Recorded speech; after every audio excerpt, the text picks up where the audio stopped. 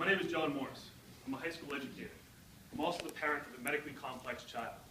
I just left another doctor's appointment where that clinician wanted me to go home, record data, record observations, and look at trends so that I can go back to another appointment to have a better action plan on how to take care of it. Now, I don't know where to go. I don't know how to log this information. I don't have that tool yet. What I do know is that family-centered education or family-centered care is a growing trend in healthcare. I also know as an educator that the best way to have an education is through communication, is through engagement, through two-way communication. And that method is the best way to have that patient care occur. My name's Eric. I'm a pediatrician and I work a lot with parents like John. I know that John is overwhelmed when he leaves my office. I know that he's overwhelmed even if I write instructions onto a piece of paper for him to follow between now and the next visit. And then when he comes back, I have to usually repeat all of my questions to get the data that I need. It's very time consuming. The solution that we've created is CHEA.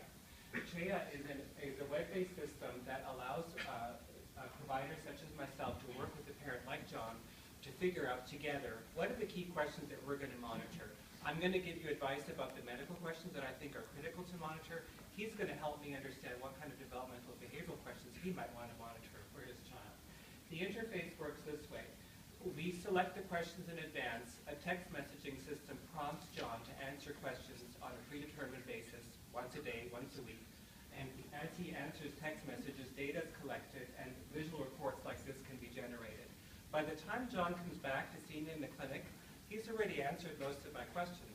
And we can move on to talk about all the other important issues that John and I never had the chance to discuss because the clinic encounters are so short.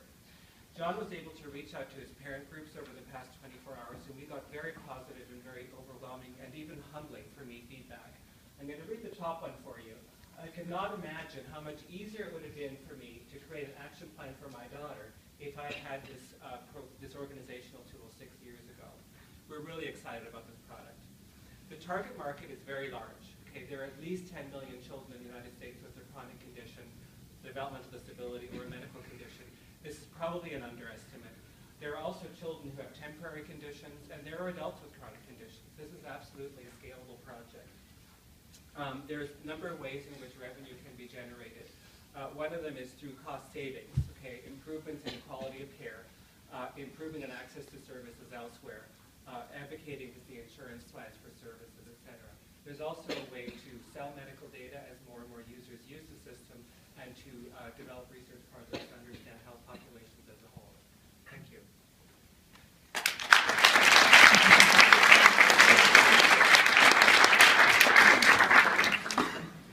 Team 9 can come set up.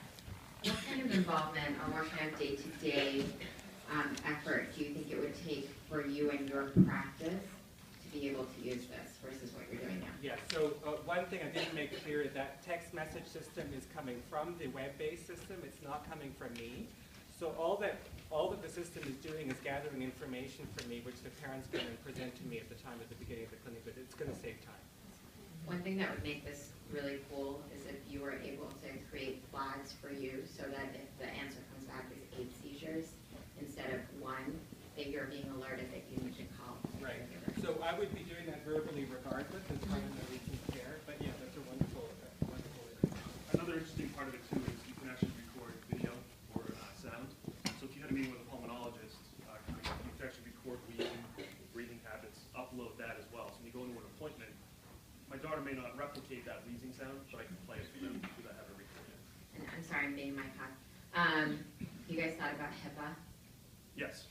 This is a parent-based owned platform, therefore it's not, they own the information and they share it with who they want to if it's not a process. So one of the most unsolved problems with electronic health records today is how much time the physician has to take to input this data. And they're really navigating the system. I see that all the time. With this interface with an electronic health record, and have you thought about that? We've thought about it, and the feedback we're getting is it's really complicated. So It should not be. So- It should not be, because that's where it's going to have to end up. A lot of times you just don't have access to that information. You have to gather it, and you're wasting so much time. And this is real-time information. We'd love to put it in, absolutely. We looked at it, we know that it's hard, but right now the parents own the information. They can send the report to the copy directly to the doctor paper file at the very basic. But our goal would be that all this could eventually intertwine. with That's, some that other would be the best use for it, in my opinion. work. Yeah.